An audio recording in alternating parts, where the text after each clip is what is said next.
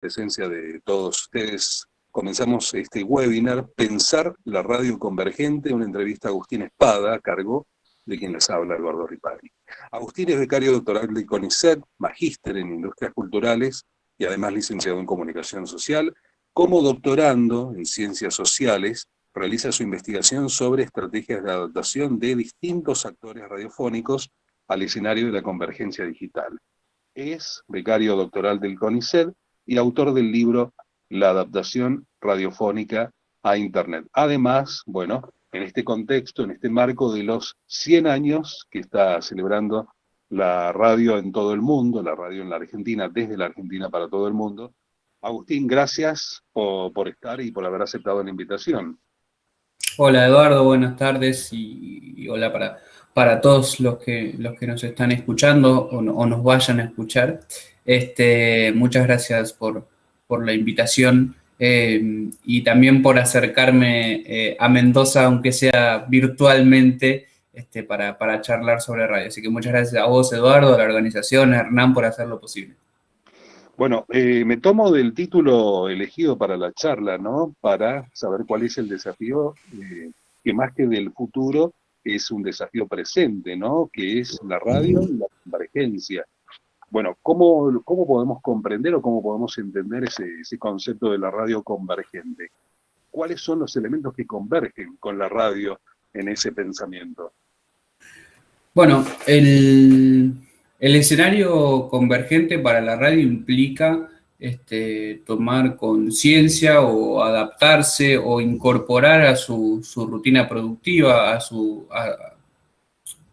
forma de ser como medio de comunicación, un conjunto de plataformas y de formas de acercarnos a los contenidos informativos y de entretenimiento que están apalancados o están que viajan a través de Internet, ¿no? Y hablamos de redes sociales, plataformas de transmisión por streaming, plataformas de acceso a demanda de contenidos, páginas web, aplicaciones para teléfonos celulares, ¿sí? Todo ese conjunto de espacios, que algunos son plataformas, otros son dispositivos, le aparecen y se le presentan a la radio como una posibilidad y una forma de extender su existencia, su forma de ser en Internet, ¿no?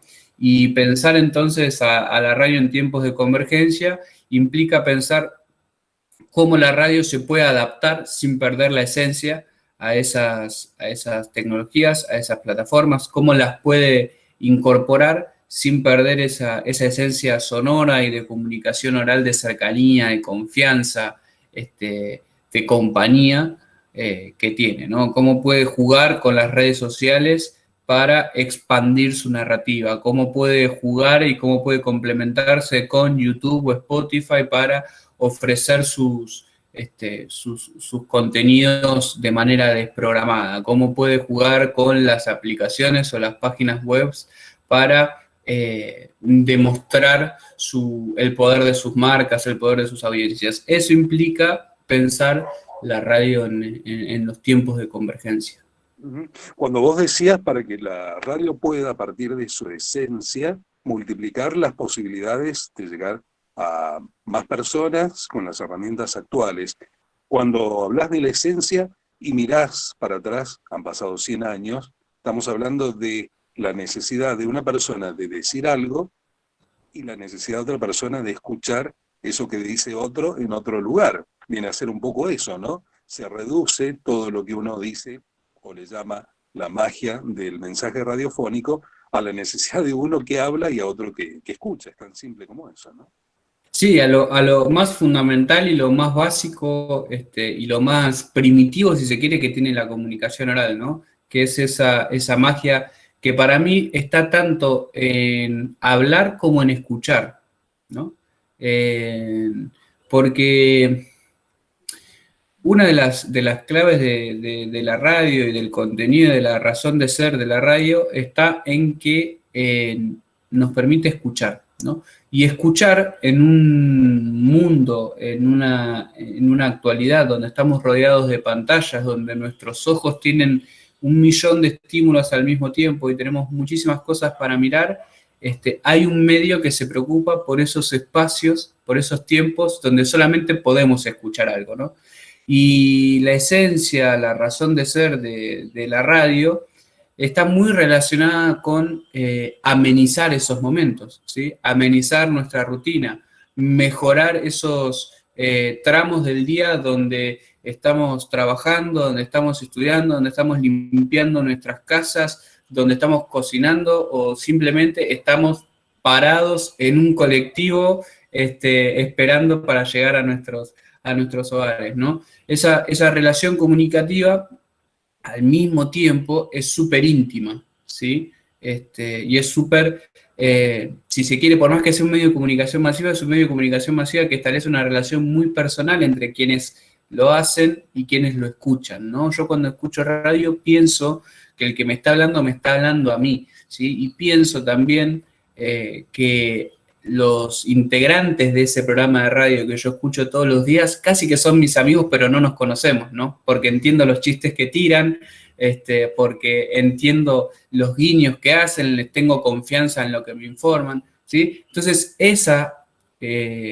esa forma bien fundamental, bien clásica, que no tiene que ver con las tecnologías, sino que tiene que ver con la forma de comunicarse, es la esencia de la radio, ¿no? Agustín, tomando en cuenta lo que decís y trazando una especie de diagonal con el mercado radiofónico, ¿crees que la radio en cuanto a empresa ha podido tomar ese concepto de lo convergente? Si lo está haciendo de una manera recién experimental, está investigando, lo está tomando de a poco, se ha lanzado de lleno a colonizar ese espacio convergente. ¿Cómo está reaccionando la radio en cuanto a empresa, ¿no? En cuanto a broadcasting? Bueno, en el mainstream de nuestro mercado argentino, sí, que es un poco lo que estoy estudiando y lo que estoy analizando para mi tesis doctoral, y hablo del mercado argentino porque por suerte y por trabajo también, no solamente estoy analizando lo que sucede en Buenos Aires, sino también lo que sucede en ciudades muy importantes como Rosario, Córdoba y Mendoza.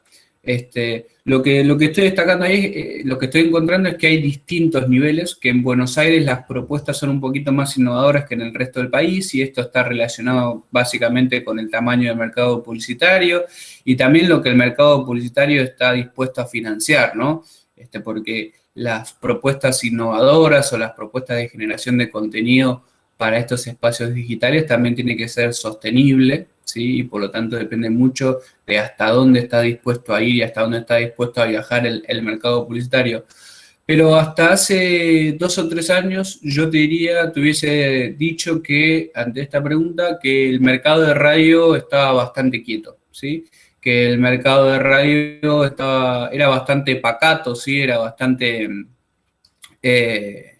defensivo, claro, conservador en sus estrategias, porque únicamente utilizaban estas plataformas y estos espacios casi como con una estrategia de presencia, ¿no? O sea, tenemos una página web, ponemos el streaming, ponemos algunos contenidos o algunos cortes de la programación y nada más. En las redes sociales tiramos algunas consignas o hacemos algunos textuales y nada más. Pero lo que estamos empezando a ver que sucede en Buenos Aires es que hay apuestas cada vez más sostenidas en el tiempo, que ese es otro factor, ¿no? Para que estas propuestas funcionen, tienen tienen que ser pensadas por lo menos en un mediano plazo. Y entonces hay ahí algunas apuestas hacia la desprogramación, ¿sí? Hacia la adaptación a los tiempos de los oyentes, a los tiempos de los usuarios, ¿sí? Unos usuarios y unos oyentes que tienden cada vez más a escuchar, a mirar y a leer lo que quieren, cuando quieren y como quieren, ¿sí? A pensar también una visualidad de los contenidos radiofónicos. Y cuando hablo de una visualidad de los contenidos radiofónicos, no hablo exclusivamente de poner una cámara en un estudio, ¿sí? No hablo únicamente del video, sino hablo también de pensar estéticas gráficas para las radios para los programas, ¿sí? Me parece que en ese sentido fue como muy precursor lo que tuve que ver en Buenos Aires con Futurock, ¿no? Que además de tener una propuesta artística y de programación de radio muy diferente al mainstream, también tenía una imagen, ¿sí? Uno veía colores, veía tipografías, ¿sí? Veía logos y se identificaba con Futurock, ¿sí? Aún en lo digital. Entonces, la visualidad también tiene que ver con eso. En mi trabajo me estoy dando cuenta que en los equipos digitales, que a veces se mezclan un poco también con los de marketing, hay cada vez más presencia del rol del diseñador gráfico, ¿sí? Para la radio, para los contenidos radiofónicos. Y por último, también me parece a mí que en el último tiempo estamos empezando a notar y estamos empezando a encontrar algunas propuestas de producción específica para Internet, ¿sí? De la mano de los podcasts y de algunos medios y algunas radios que están empezando a producir podcasts, me parece que las emisoras y el ecosistema radiofónico está empezando a encontrar en Internet un espacio para explorar nuevos contenidos, y eso me parece relevante. Claro, cuando vos haces foco en el podcast, bueno, has escrito bastante sobre el tema, algunos artículos muy interesantes en algunas revistas especializadas de comunicación, pero ya también artículos un poco más extensos, investigaciones. Hay como, digamos, creo yo que es una confusión o una simplificación de echar mano a la palabra podcast para definir cualquier recorte de un contenido radiofónico no pensado especialmente para hacer un podcast, ¿no? Hay todavía como un concepto que se va construyendo respecto de lo que es el podcast, ¿no? No es un recorte de algo que salió en vivo, de acá hasta acá. ¿Cuál es el territorio o la frontera de lo que es podcast y de lo que no es podcast? Es súper interesante la discusión y también vamos a encontrar respuestas en distintas líneas, ¿no? Digamos, yo te voy a dar lo que para mí es y lo que a mí me simplifica también un poco y me aclara el panorama de lo que es un podcast, no es un podcast, ¿sí? Partamos de la base que para mí hoy le sirve, y sobre todo a la radio, pensar en términos de contenidos radiofónicos, ¿sí? Las radios producen contenidos radiofónicos, ¿sí? Ya no hacen radio, sino que producen contenido radiofónico. Y para mí pensar en línea de unas empresas que producen contenido radiofónico tiende o nos habilita a pensar en distintas formas de distribución de ese contenido radiofónico. Una forma de distribución del contenido radiofónico es la tradicional, ¿sí? Es la que cumple 100 años mañana, es la radio, es la forma programada, es la forma en vivo que es también la que hace un poco a la esencia de la comunicación radiofónica.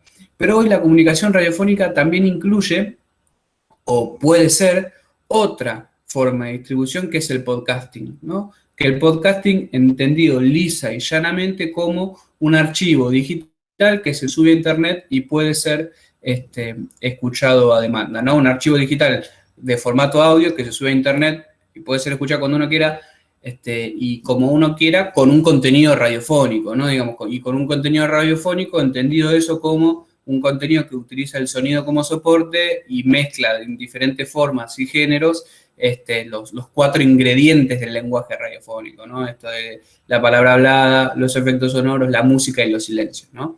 Eso serviría como una primera introducción. Pero después, dentro de los podcasts, para mí también es muy útil pensar otra forma de separar los conceptos, que es pensar en el podcast original y lo que es que justamente esto es lo que decías vos, ¿no? Los contenidos radiofónicos que son pensados exclusivamente para distribuir a través de podcast. Y por el otro lado, pensar lo que sería el podcast, que yo no lo llamo podcast, que sería la radio a la carta o la radio on demand, que son justamente esos contenidos radiofónicos que pasaron por la forma de distribución de radio y que después van a la forma de distribución podcast, ¿no? En inglés hay una palabra y un término que me parece muy interesante y que todavía le estoy buscando la traducción más linda para el español, que es catch-up radio, ¿no? O sea, esa radio que se escucha a demanda o a la carta, ¿no? Catch up de agarrarla cuando uno quiere. Me parece que esas serían como algunas definiciones conceptuales que nos podrían servir para ordenar el campo, siempre teniendo para mí conceptualmente como base que todo es contenido radiofónico, ¿no? Pero que también la forma de distribución a través de la cual fueron concebidos esos contenidos radiofónicos los condicionan, ¿no? Agustín, vos nombraste recién al pasar el ejemplo de Futurock. Me parece que es un caso interesante para contar cómo ha permanecido en el tiempo, porque nace como una idea novedosa desde los contenidos, pero también desde el manejo del sostén económico y de la radio publicitariamente hablando, ¿no? Y que ha permanecido en el tiempo, viene incluso creo creciendo con cierta fuerza en este último tiempo, y en el tiempo de pandemia que me ha llamado la atención, es una radio que hasta no ha tenido presencia de gente en el estudio, sino que cada uno ha salido desde la casa, incluso el operador mismo, para hacer una radio versión pandemia 100%, ¿no? Es un caso interesante, Futurock.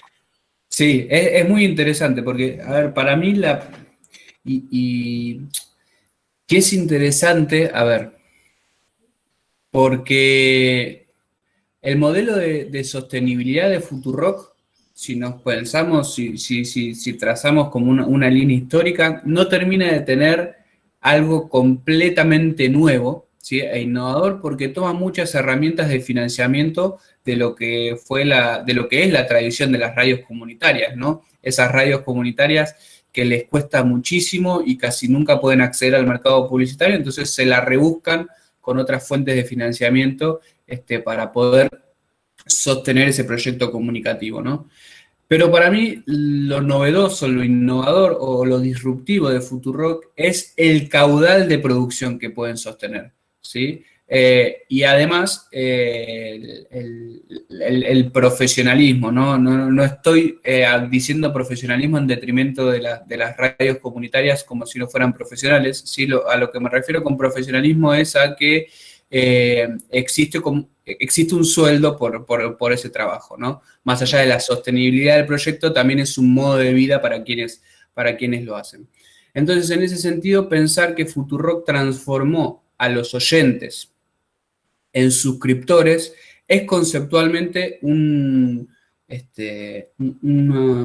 movimiento muy interesante para pensar el futuro del financiamiento de la radio, ¿no? Porque si nosotros revisamos esto que hablábamos antes, ¿no? De cómo la radio es un medio muy cercano, es muy íntimo, genera confianza, genera una relación, una identificación entre quienes hacen y quienes escuchan, ¿sí? Genera esa comunidad imaginada de oyentes que se saben y se conocen y se reconocen parte de un fenómeno comunicativo que es ese programa de radio, ¿sí? O de una emisora completa, pero casi cada vez más está empezando a pasar con programas de radio más que con emisoras, como era el modelo de los 60, 70 y 80, ¿sí?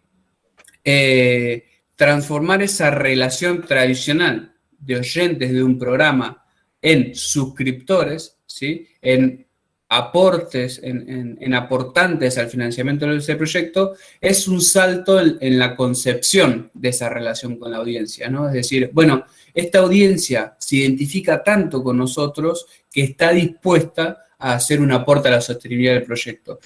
Y ese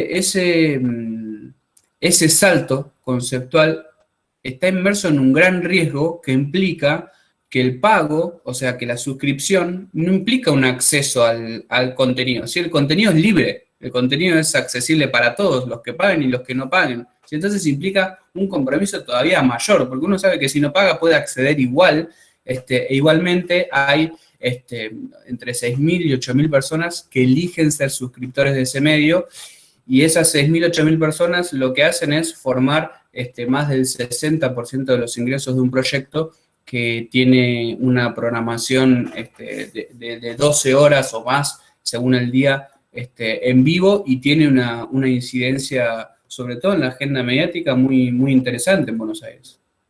Claro, porque vos decís, 60% de los ingresos de la radio provienen de esas suscripciones, es un volumen muy, muy importante y que también está a la merced de los vaivenes económicos que creo tiene un país como la Sí. Argentina, ¿no? Y además, supongo que también la radio, a partir de esa muestra de fidelidad que no reconoce precedentes, se siente como, entre comillas, obligada a darle algo más del contenido radiofónico a ese suscriptor.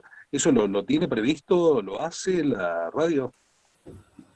Mirá, hasta donde conozco el modelo de suscriptor, lo que hace Futurock es establecer todo el tiempo premios y beneficios, descuentos para el club de socios, ¿no? Para el club de suscriptores.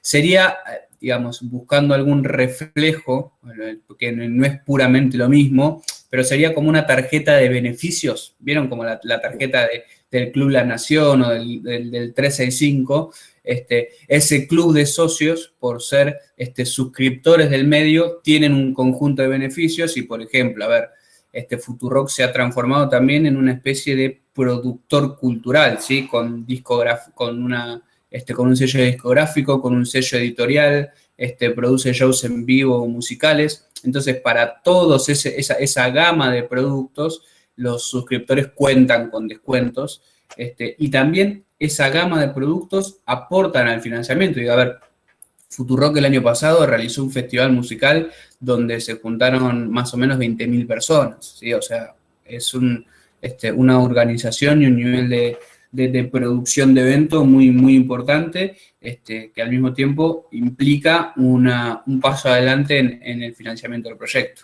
Mm. Agustín, te llevo un poco al terreno de la radio tradicional y las mediciones, para hablar un poquito también de mercado publicitario, ¿no?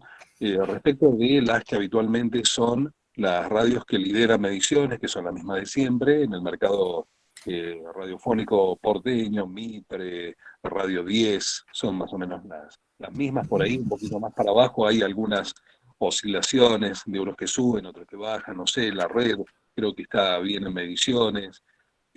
¿Cuánto se quedan del mercado publicitario disponible para las radios? Esos nombres que te tiro. Mitre, que tiene la mitad de la audiencia de toda la radio de Buenos Aires, por ejemplo. A ver, no tengo los datos. A ver, vamos a tratar de ir de lo general a lo particular. El mercado publicitario en Argentina se redujo en un 50% en dólares en los últimos 4 o 5 años, ¿no? Si nosotros trazamos una línea histórica de 2014 a 2019, hay una pérdida de poder adquisitivo de esa torta publicitaria en dólares del 50%, ¿sí? Si en 2014 se recaudaban 100 millones de dólares, hoy se recaudan 50 millones de dólares, ¿no? No son esos números, son mucho más grandes, se imaginarán, pero ese es el tamaño de la caída, de la reducción del mercado publicitario, que como decías, Eduardo, en materia de los suscriptores, el mercado publicitario también tiene el mismo comportamiento, ¿no? Cuando al país le va mal, el mercado publicitario se achica, y cuando al país le va bien, el mercado publicitario crece y avanza.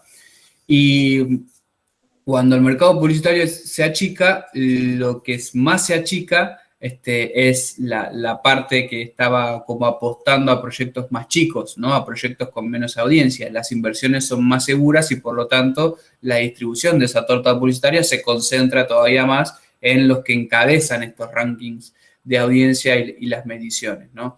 La radio viene sosteniéndose en entre un 6 y un 8% de la recaudación publicitaria, según la Cámara de Agencias de Anunciantes, pero la realidad es que justamente ese 6 u 8% implica cada vez menos dinero, ¿no? Y yo manejo algún tipo de certeza y de dato conseguido por algunas entrevistas, que entre el grupo Clarín y el grupo Cadena 3 de Córdoba se quedan más o menos con un 35% de toda la facturación publicitaria del sistema, ¿sí? Del sistema de radio, por lo cual estamos hablando de una concentración bastante alta si tenemos en cuenta la gran diversidad y la gran cantidad de productores, de emisoras que hay en todo el país, ¿no? O sea, que dos grupos empresarios se queden con entre 3 y 4 pesos de cada 10 que se invierten en el mercado publicitario, estamos hablando de un nivel de concentración que a medida que el mercado se achica va a tender a crecer, ¿no? Claro.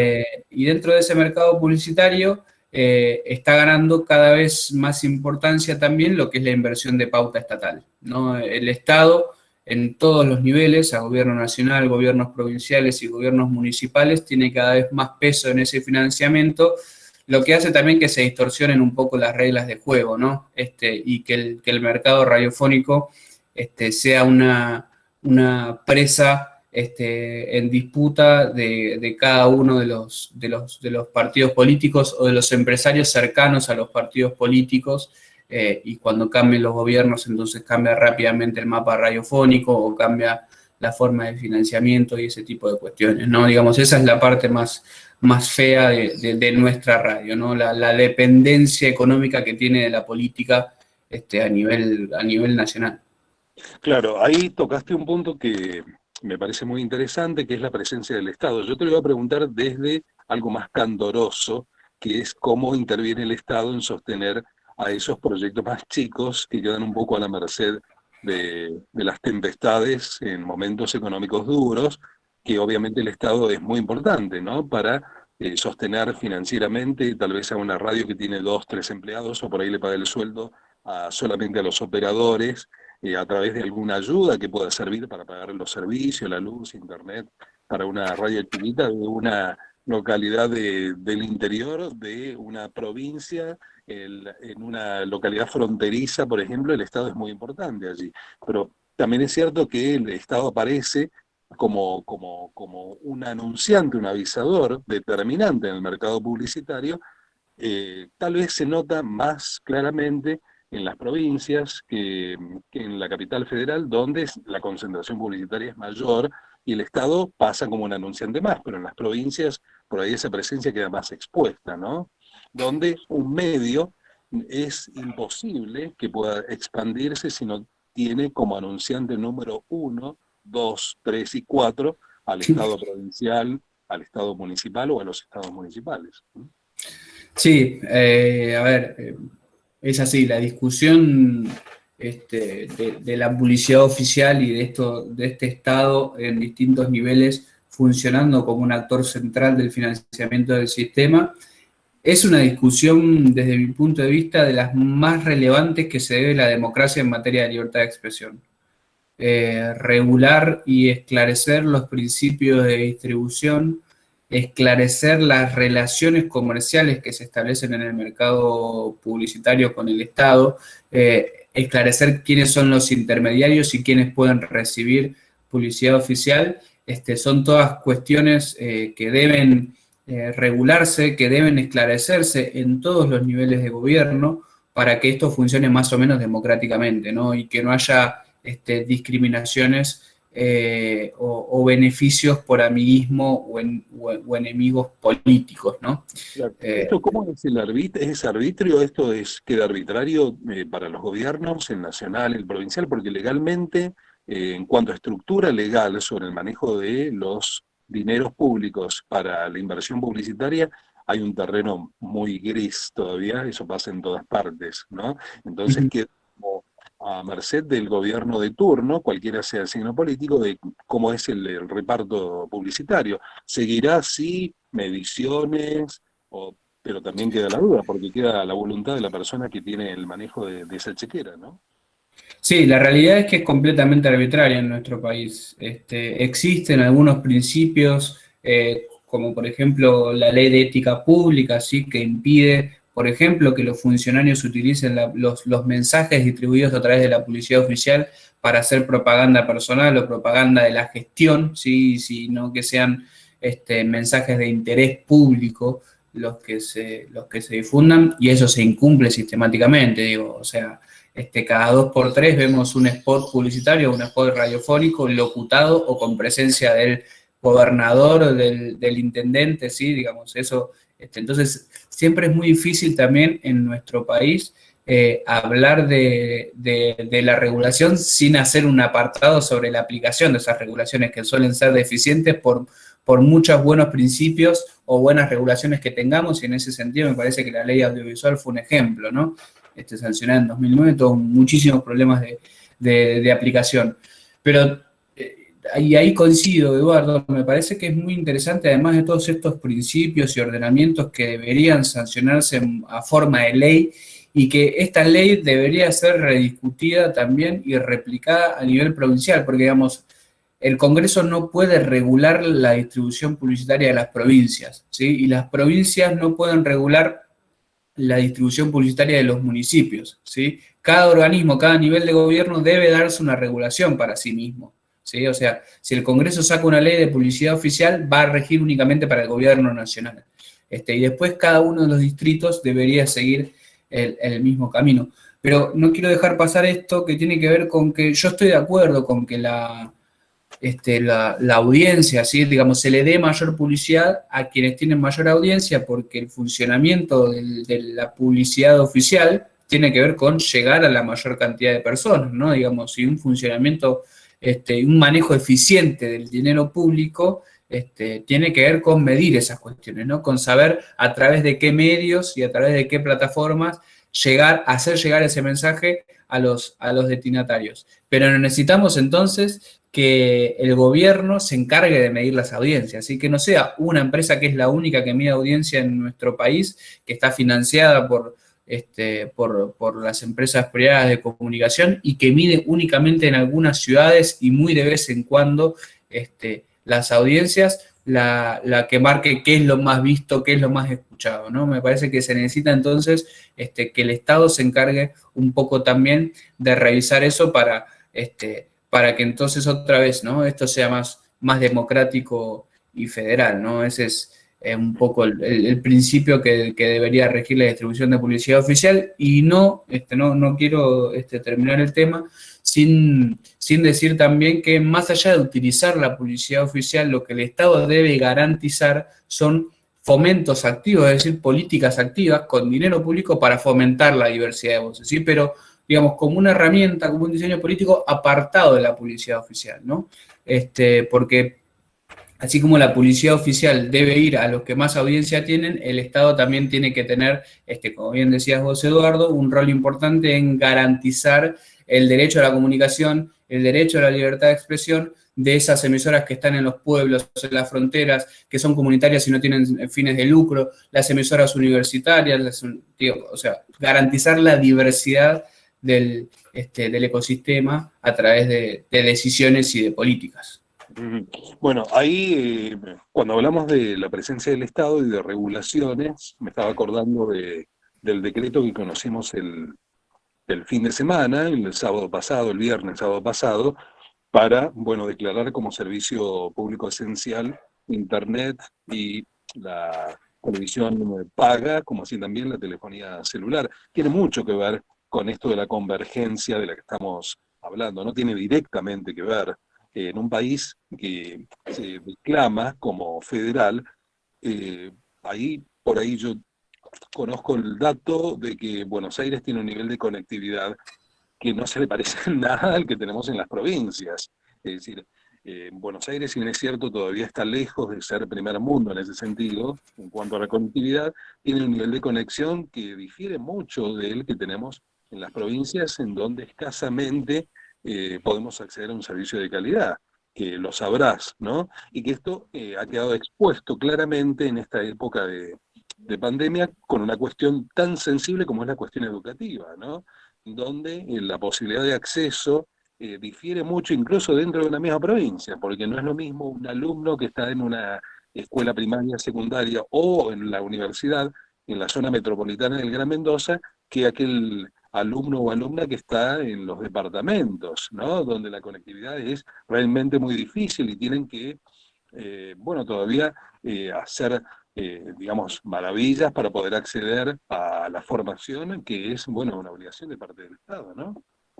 Sí, Internet principalmente, ¿no? Internet se ha transformado en un medio para garantizar otros derechos, ¿no? Y de ahí su relevancia y su esencialidad, ¿no? En esta declaración de principios que fue el decreto de necesidad y urgencia de Alberto Fernández.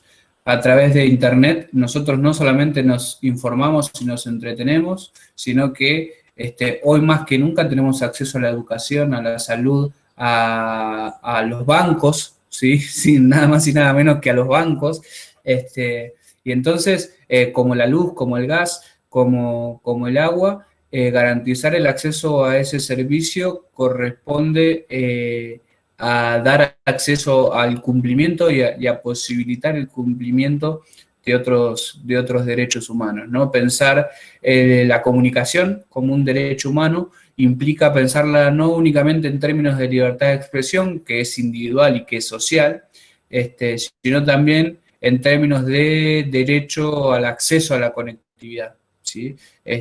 Y me parece que en ese sentido las discusiones que se están dando, que tienen más que ver con la renta del sistema que con el derecho de los usuarios, tiene que redirigirse hacia esos principios, ¿no? Y hacia lo desigual que es la conectividad en nuestro país, incluso en los grandes cascos urbanos, ¿no? Incluso en ciudades donde con 25 o 30 cuadras de diferencia, unos pagan el mega 100 pesos y otros lo pagan 500, ¿no? Y los que lo pagan 500 son los que menos poder adquisitivo tienen, ¿no? Así es, así funciona el acceso a la conexión en nuestro país. Y pensemos, si se nos termina el plan de datos de nuestra telefónica, cuánto más caro tenemos que pagar los megas para pedir como un refuerzo, ¿no? Cuando nos queda mucho mes al final de los datos,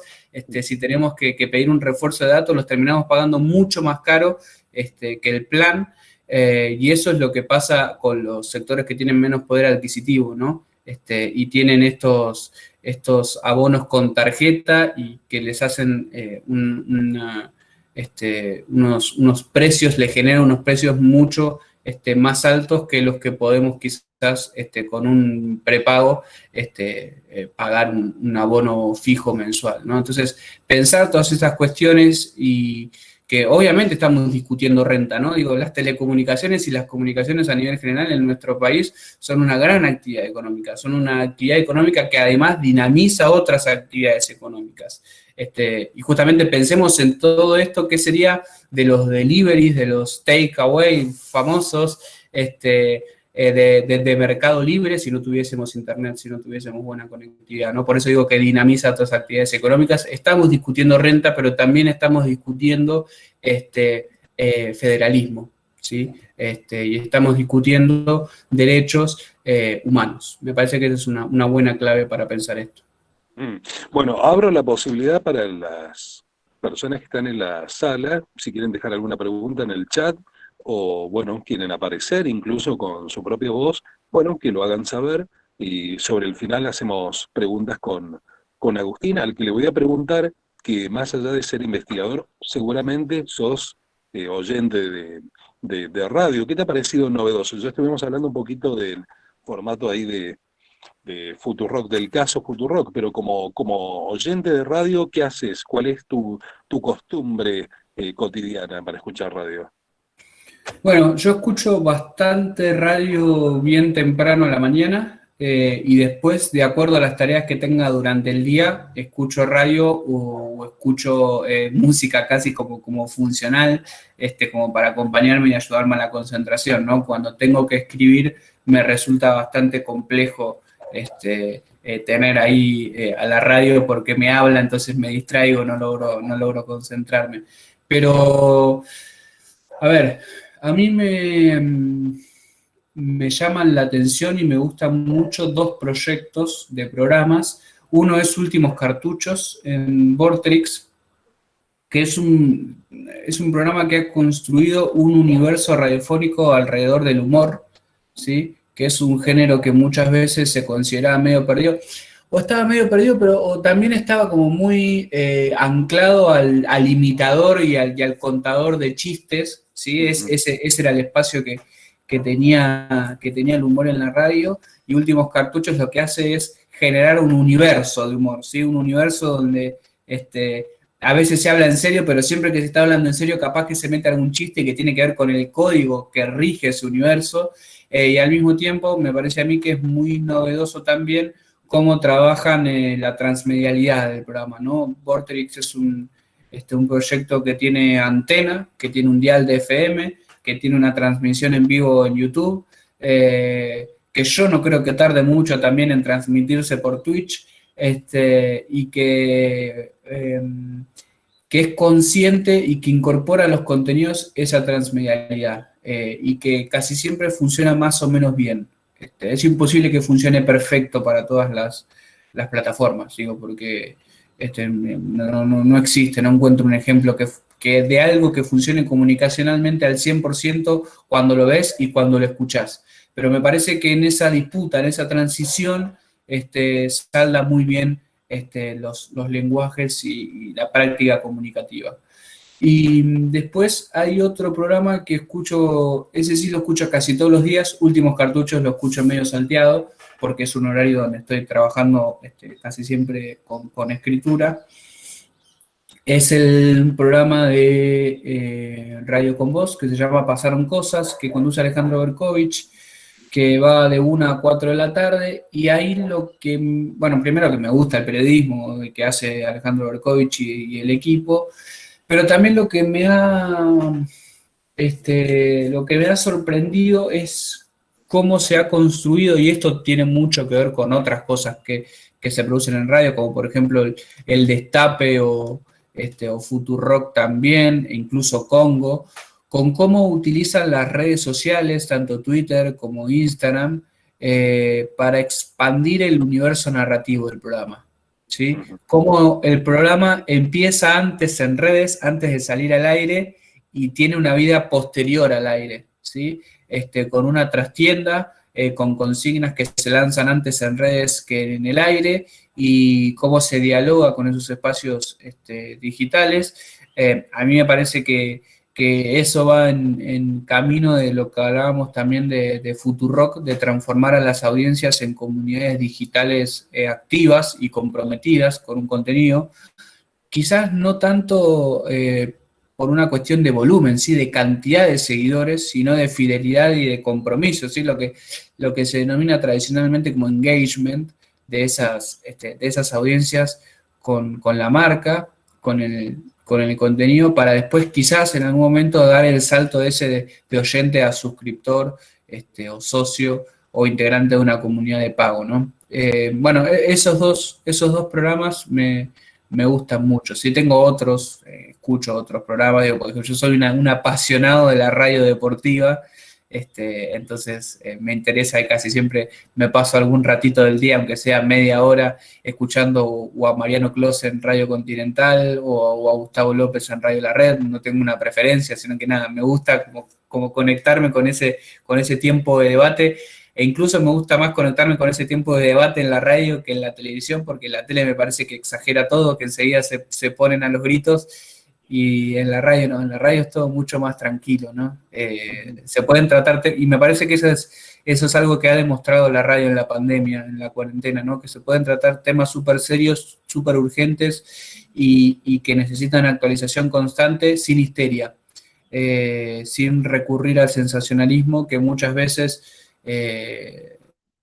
apela la televisión y apelan también los portales de internet, ¿no? Me parece que esa es una gran ventaja y una genialidad de que exista la radio en nuestras vidas.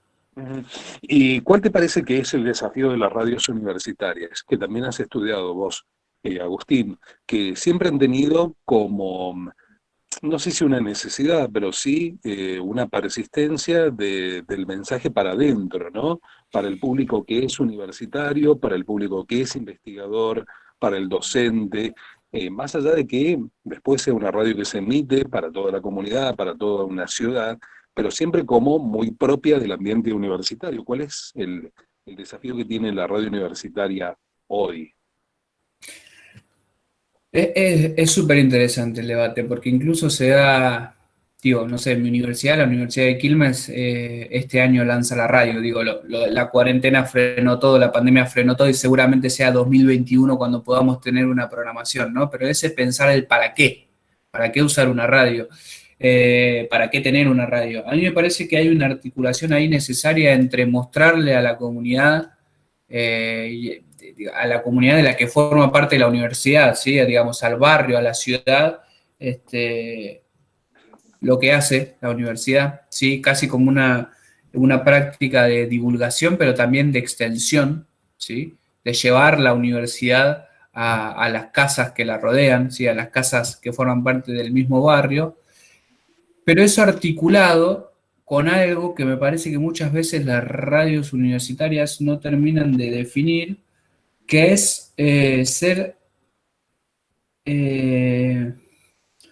una expresión de lo que sucede adentro del clima, que sucede, que acontece adentro de la universidad, ¿sí? Una radio para los jóvenes, una radio que escuchen las personas, los chicos, los estudiantes que van a la universidad, y entonces que se desacartone un poco también, ¿no? Que deje, o sea, que sea un medio de comunicación y no una clase radiofónica. Que hable de la música que escuchan los pibes que van a esa universidad, que hable de los problemas que tienen los pibes que van a esa universidad. Por supuesto, mezclado e incorporando todo el conocimiento que se produce dentro de una universidad, ¿no? Pero me parece a mí que el mayor desafío que tienen las radios universitarias es pensar de qué manera los estudiantes la van a escuchar, y se van a apropiar y van a hacer sentido de esa radio. Y ese es todo un desafío, ¿no? Que me parece que el otro es mucho más fácil, ¿no? Pensar, no digo que sea fácil divulgar ciencia, pero digo, me parece que es algo que rápidamente se nos viene a la cabeza cuando pensamos en una radio universitaria, ¿no? En pensar en contarle a la comunidad lo que se hace adentro de esa universidad. Pero transformar a los estudiantes en oyentes de esa radio me parece que es un desafío mucho más complejo, mucho más interesante, mucho más genuino también, de una radio universitaria. Te vuelvo un ratito y ya para ir terminando, ya te agradezco el tiempo, Agustín. Si dentro del público que está escuchando acá o el que vaya a verlo y escucharlo después, porque esto seguramente se va a poder replicar a través de las redes de la universidad, si alguien está como con inquietudes para hacer algún podcast, ¿qué le aconsejas? ¿Cómo tiene que arrancar o cuáles son los pasos para poder diseñar un producto que pueda tener permanencia en el tiempo, a partir de algo factible de hacer, con los elementos que puede tener una persona que no es un profesional de la producción de contenidos audiovisuales, ¿no? O sonoros, en este caso? Ayer estábamos en una charla con María Jesús Espinosa de los Monteros, que es la directora de Podium Podcast, que es la productora de podcast en español más importante del mundo, ¿sí? Y nos hicieron esta misma pregunta, ¿no? ¿Qué recomendaciones, cómo podría empezar alguien a producir podcast? Y ella dijo algo que para mí es súper piola, que es: antes de producir hay que escuchar, ¿sí? Primero hay que escuchar muchos podcasts. Que los podcasts, como los programas de radio, como los programas de televisión, como los youtubers, hay de todo, ¿no? Hay buenos, hay malos, hay hechos así nomás, hay hechos profesionalmente, hay algunos hechos por grandes medios de comunicación, que son malísimos, y otros que son buenísimos, y hechos por amateurs que son malísimos y que son buenísimos. Entonces, lo primero que les diría es que escuchen podcasts, que busquen sobre qué les interesa, qué formatos les interesan, y ahí se pongan a escuchar contenidos para tener ideas, y sobre todo también para hacerse e incorporar, internalizar las formas de contar con el sonido, ¿no? Que suelen ser bastante diferentes que las formas de contar en el audiovisual, que son las que más estamos acostumbrados, ¿no? Y después, en cuanto a los temas y a los formatos, quizás no sea necesario pensar en un gran tema, en algo que rompa la agenda mediática, periodística o cultural, sino quizás también buscar la forma de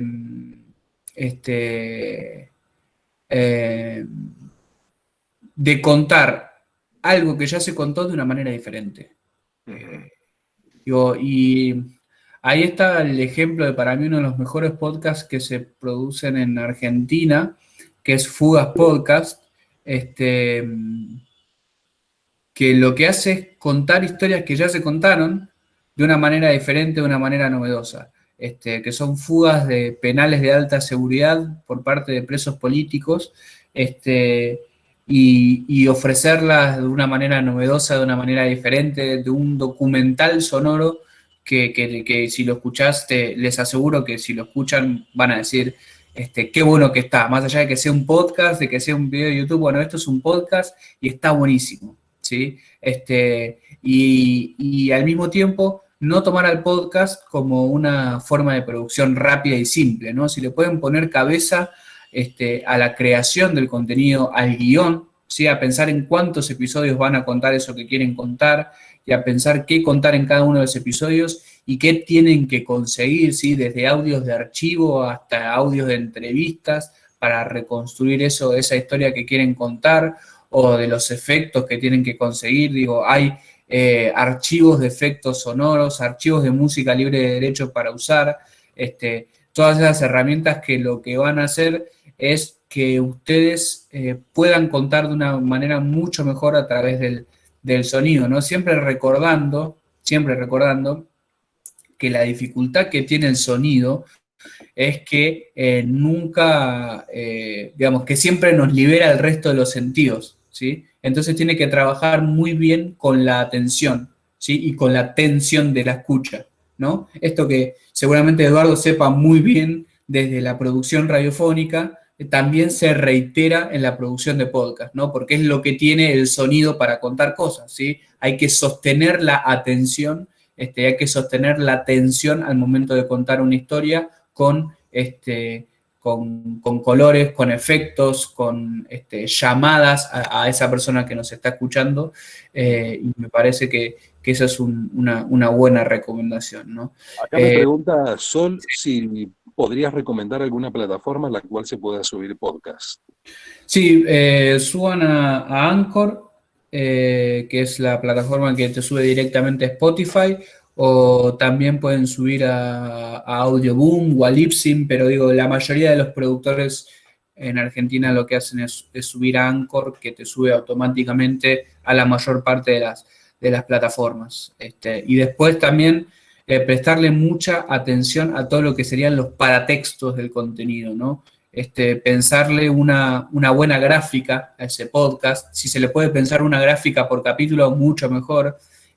Pensar en las buenas descripciones, en un buen tagueo, porque pensemos que ahora también cuando buscamos un término en Google, nos aparecen los podcasts. Aparecen videos de YouTube, aparecen imágenes, aparecen links a portales y aparecen podcasts también. Entonces, pensar todo eso que va a hacer que nuestros oyentes puedan descubrir nuestro contenido también es muy relevante. Agustín, te agradecemos, hemos abusado de tu tiempo, No, por favor. te agradecemos mucho la disposición, bueno, el tiempo que nos has dado, los conceptos.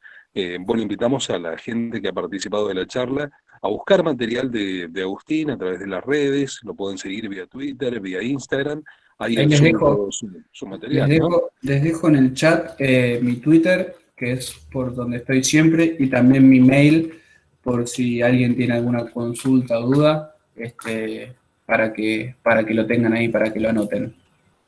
Bueno, muchas gracias. Le agradecemos formalmente a Agustín Espada por su presencia en la SICOM 2020. Los esperamos a la última actividad del día de hoy, que es dentro de 2 horas, a la hora 18, nuevos aspectos tecnológicos del teletrabajo a cargo de Darío Taboas, contador. Las inscripciones gratuitas son por Eventbrite. Bueno, le agradecemos a todos los asistentes por acompañarnos. Te invitamos al asistente a completar el cuestionario anónimo con el fin de mejorar las actividades online de extensión de la Universidad Massa. Ahí aparece el formulario. Informamos que todas las actividades virtuales de extensión que se realizan están aprobadas bajo la resolución rectoral número 353/20. Abrazo grande, Agustín. Yo me sumo al agradecimiento de que te hayas sumado a esto, y me parece que la charla fue muy rica, nos dejaste un montón de cosas picando, ¿no? Como para tener disparadores, y bueno, y tenemos tus contactos como para recurrir y consultarte. Muchas gracias por tu tiempo y bueno, y gracias, agradecer a todos los que se han conectado. Seguramente van a seguir los varios y lo van a ver en diferido por el canal, porque por ahí muchas veces con el tema del horario es complicado la conexión.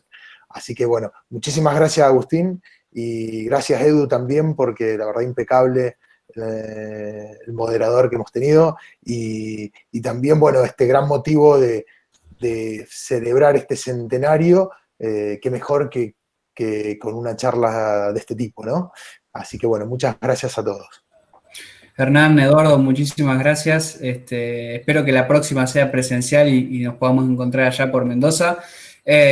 Así que bueno, también para todos, feliz día de la radio mañana y un gustazo.